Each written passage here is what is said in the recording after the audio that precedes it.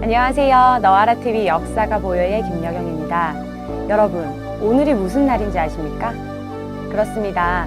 오늘은 4월 19일 4.19 혁명이 일어난 날입니다. 여러분들은 4.19 혁명에 대해서 얼마나 알고 계시나요? 또 어떻게 생각하시나요? 오늘은 4.19 혁명에 대해서 알아보는 시간을 가져보도록 하겠습니다. 많은 분들이 4.19 혁명으로 인해 이승만 대통령에 대해서 부정적인 시각을 갖고 계실 텐데요. 당연한 일입니다.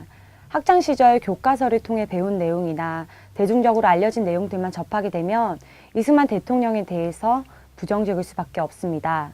우리가 살고 있는 사회는 이승만 대통령에게 4.19에 대한 모든 책임을 지우고 그를 독재자로 규정하고 있습니다. 다른 시각을 가질 기회는 주어지지 않고 그를 평가해볼 작은 생각의 틈조차 허락되지 않습니다. 그렇다면 이승만 대통령은 많은 사람들이 알고 있는 대로 정말 나쁜 독재자였을까요? 아니면 다른 진실이 있는 걸까요? 여러분들이 지금까지 알고 있던 사실과 크게 다르진 않지만 여러분들의 생각이 바뀔 수도 있는 진실들을 오늘 전해드리고자 합니다. 진실을 알고 판단하는 것은 시청자 여러분들의 몫이지만 다만 왜곡된 역사만큼은 바로잡는 시간이 되었으면 합니다. 진실을 알고도 이승만 대통령에게 돌을 던진다면 그것 또한 여러분들의 선택의 자유입니다. 먼저 4.19의 시작이었다 볼 수 있는 3.15 부정선거에 대해서 살펴보겠습니다. 3월 15일에 부정선거가 실시된 것은 분명한 역사적인 사실입니다. 여기까지는 모두가 동의하실 겁니다. 그런데 여기서 우리는 생각해 볼 필요가 있는 부분이 있습니다. 바로 부정선거의 책임 소재에 대한 것인데요. 알려진 대로 정말 이승만 대통령에 의해서 부정선거가 실시된 것일까요? 아니면 이승만 대통령은 몰랐고 2인자였던 이기붕과 자유당이 벌인 일이었을까요? 정확한 답은 안타깝게도 알 수 없다입니다. 진실을 알고 있을 법한 분들이 이미 고인이 되었기 때문인데요. 다만 우리는 추측을 할 수 있을 뿐입니다. 그렇기 때문에 우리는 최대한 합리적인 결론을 도출하기 위하여 노력을 해야 합니다. 그렇다면 우선 이승만 대통령이 부정선거를 저지를 필요가 있었는지에 대해서 살펴봐야 합니다. 결론부터 말씀드리자면 없었다고 보는 것이 맞습니다. 당시 야당의 대통령 후보인 조병옥이 선거를 한 달 앞두고 병안으로 서거하여 이승만 대통령은 단독 후보가 되었습니다. 그래서 그는 무투표 당선이 확정된 상태였는데요. 그런 이승만 대통령이 구태여 자신이 세운 자유민주주의 질서에 완전히 반하는 심각한 부정선거를 지시했을까요? 만약 이승만 대통령이 그 정도로 권력을 탐하는 인물이었다면 전혀 다른 삶을 살았을 것입니다.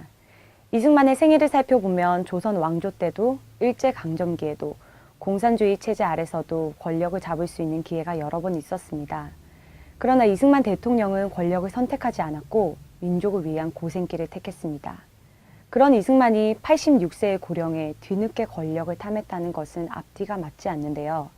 오히려 이기붕을 중심으로 한 자유당이 이승만의 눈을 가리고 부정선거를 저질렀다고 보는 것이 더 타당합니다. 당시 이승만 대통령은 워낙 고령이었고 대통령이 사명하면 부통령이 대통령이 되기 때문에 국민들은 사실상 부통령 선거를 대통령 선거로 보고 있었습니다. 그래서 야당의 조병옥과 장면은 서로 부통령 후보가 되기 위하여 경합했습니다. 자칫 이해가 안 가실 수도 있는데 그때 당시 평균 연령이 50세도 안 되었다고 하면 이해가 가실까요? 이런 내용들로 미루어 볼 때 이승만 대통령은 부정선거를 저지를 이유가 없었고 부정선거가 일어나는지도 몰랐다고 보는 것이 타당합니다. 다음으로는 4.19 혁명의 화살이 어디를 향했는지 살펴봐야 합니다. 마산에서 시작된 학생들의 시위의 구호는 이승만 대통령 하야가 아니었습니다. 3.15 부정선거에 대한 항의였고 재선거를 요구하는 시위였습니다. 화살은 이승만 대통령이 아닌 이기붕과 자유당을 향했습니다. 그동안 우리가 들어온 것에만 근거하여 미루어 짐작한다면 이승만 대통령은 국민들을 압제하는 독재자였고 국민들은 그를 미워하고 그가 물러나기만 간절히 바랬어야 합니다. 하지만 국민들은 이승만 대통령에게 적대적이긴커녕 그를 존경하고 좋아했습니다. 그렇기 때문에 그런 일들이 있었음에도 불구하고 그 책임과 화살이 이기붕과 자유당을 향했지 이승만 대통령을 향하진 않았습니다. 다만 이승만 대통령이 나서서 해결해 주길 바랬던 것입니다. 하지만 계속된 시위에도 불구하고 눈과 귀가 가려져 공산주의의 지시라고 오판한 이승만 대통령과 이기붕, 자유당은 국민들의 요구를 수용하지 않았고 오히려 강경 진압을 자행합니다. 이 과정에서 수많은 국민들이 목숨을 잃었고 부상을 당하게 됩니다. 특히 실종되었던 김주열 군의 시신이 한 달여 만인 4월 10일 최루탄이 눈에 박힌 채 마산 앞바다에서 발견되자 국민들의 분노는 극에 달하게 됩니다. 사태가 이 지경에 달하자 결국 이승만 대통령에게까지 모든 진실이 전달되었고 이승만 대통령은 한탄을 합니다. 그리고 바로 부상당한 학생들을 방문하여 위로합니다.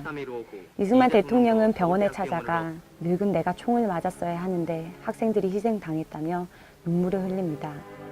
학생들은 그를 원망한 것이 아니라 오히려 할아버지 잘못이 아니라며 이승만을 위로했고 병원은 온통 울음바다가 되었습니다. 이렇듯 국민들은 끝까지 이승만 대통령을 신뢰했습니다. 하지만 이미 사태는 걷잡을 수 없이 커져버렸고 국가적 혼란을 더 이상 두고 볼 수 없었던 교수들이 4월 25일 시위에 참여하고 성명을 냅니다. 그리고 그들에 의해 이날 처음 이승만 하야 구호가 등장합니다. 그런데 놀랍게도 구호가 등장한 바로 그 다음 날인 4월 26일 이승만 대통령은 자진해서 하야를 선택합니다. 세계 그 어떤 역사를 살펴봐도 독재자라는 수식어가 붙은 인물 중 이승만 대통령처럼 순순히 자리에서 물러난 인물은 찾아볼 수 없습니다. 이승만 대통령이 하야할 때 국민들은 이화장까지 그를 배웅했으며 이화장 담벼락에는 온통 국민들이 붙인 이승만 대통령의 만수무강을 비는 벽보로 가득했습니다. 이승만 대통령이 정말 독재자였다면 이런 일은 있을 수 없습니다. 당시 국민들은 이승만 대통령을 독재자로 보지 않았습니다. 그런데 지금 국민들은 그를 독재자라 합니다. 과연 어떤 것이 진실일까요? 앞에서 살펴본 대로 3.15 부정선거의 책임 소재, 그리고 당시 4.19 혁명을 일으켰던 국민들의 정서를 안다면 지금 국민들의 시각도 바뀔 수 있을 것 같습니다. 특별히 이승만 대통령이 살아온 발자취를 안다면 그 오해가 풀릴 가능성은 더욱 큽니다. 하지만 국민들이 이승만 대통령에 대한 진실을 아는 것을 불편해하고 필사적으로 막는 세력이 있는 것 같습니다. 그들은 잘못된 진실을 유통하고 과오들을 부풀려 퍼뜨립니다. 물론 이승만 대통령에게 전혀 책임이 없는 것은 아닙니다. 최고 지도자로서 도의적 책임은 물론 인재 등용에 실패하였고 그들에게 눈가림 당한 채 올바른 사리 분별을 하지 못했기 때문입니다. 실제 이기분과 자유당의 말만 믿고 부정선거에 항거하여 일어난 국민들을 공산당의 책동에 의한 반란으로 몰기도 했습니다. 하지만 당시는 휴전이 채된 지 채 10년도 되지 않은 때였고 소련이 북한의 뒤를 든든히 받치고 있었습니다. 북한이 우리보다 잘 살았던 그때 자칫 방심하면 제2의 6.25가 일어날 수도, 간첩과 지하에서 활동하던 공산주의자들에 의해 나라가 무너질 수도 있는 상황이었습니다. 자라보고 놀란 가슴 소뚜껑 보고 놀란다고 이승만 대통령은 공산주의에 대하여 민감하게 반응을 할 수밖에 없었습니다. 그것을 이기분과 자유당이 이용하여 국민들에게 총구를 겨눈 것입니다. 우리나라의 역대 대통령들을 살펴보면 공만 있는 대통령도 과만 있는 대통령도 없습니다. 세계적인 위인들을 살펴봐도 마찬가지입니다. 그런데 왜 유독 이승만 대통령에게만 이토록 가혹한 잣대를 들이대는 걸까요? 모든 공은 덮어버리고 과만 크게 부풀리면서까지 말입니다. 이승만 대통령은 하야 후 하와이로 향합니다. 대통령을 몇 번이나 했었던 그이지만 부정과는 상관없는 삶을 살았기 때문에 모아놓은 재산이 없어 지인들의 도움을 받으며 말년을 보냈습니다. 이승만 대통령은 한국으로 돌아가고자 했지만 귀국을 금지당하고 타국에서 고국을 그리워하며 파란만장한 삶을 쓸쓸하게 마감합니다. 그가 남긴 것은 성경책 한 권이 전부였습니다. 4.19는 이승만 대통령이 닦은 민주주의 기틀과 교육에 의해서 일어난 운동입니다. 4.19는 반체제, 반대한민국 운동이 아닌 부정에 대한 항거였으며 건국 정신을 바로 세우기 위한 몸부림이었습니다. 아이러니하게도 이승만 대통령이 국민들을 계몽하고 자유와 민주주의 정신을 교육하지 않았다면 4.19는 일어나지 않았을 것입니다. 이승만 대통령을 하야시킨 국민들의 뒤에는 다름 아닌 이승만 대통령이 있었던 것이죠. 4.19는 이승만 대통령의 정신이 깃든 최고의 작품입니다. 정정합니다. 그가 남긴 것은 성경책 한 권, 그리고 대한민국입니다. 지금까지 너와라TV 역사가 보여의 김여경이었습니다. 감사합니다.